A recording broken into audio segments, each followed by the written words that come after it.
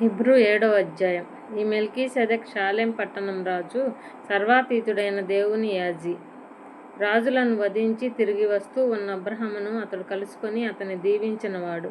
అబ్రహాము అతనికి అన్నిట్లో 10వ భాగం ఇచ్చాడు. మొదట అతని పేరుకు అర్థం నీతి న్యాయాలకు రాజు.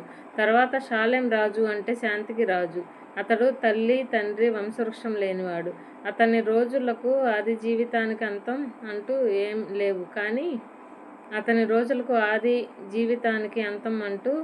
కానీ దేవుని కుమారులాగా చేయబడి అతడు ఎప్పటికీ యాజీ అయి ఉన్నాడు. అతడెంత గొప్పవాడో చూడండి.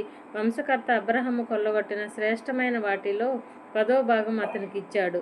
లేవీ సంతానంలో యాజీ పదవి పొందిన వారు తమ సోదరుల దగ్గర, అంటే అబ్రహాము వంశంలో జన్మించిన ప్రజల దగ్గర 10వ భాగం పుచ్చుకోవాలని ధర్మశాస్త్రంలో ఆదేశం ఉంది. అయితే వారి వంశానికి చెందని వాడైన మెల్కీసెదెక్ దేవుని వాగ్దానాలు గల అబ్రహాము నుంచి 10వ భాగం పుచ్చుకొని అతన్ని దీవించాడు.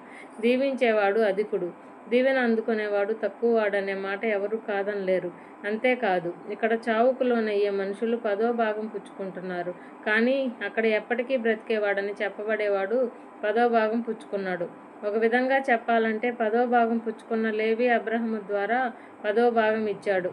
ఎలాగంటే మెల్కీసెదెక్ అబ్రహామును కలుసుకున్నప్పుడు లేవి ఇంకా తన పూర్వీకుడి గర్భంలోనే ఉన్నాడు.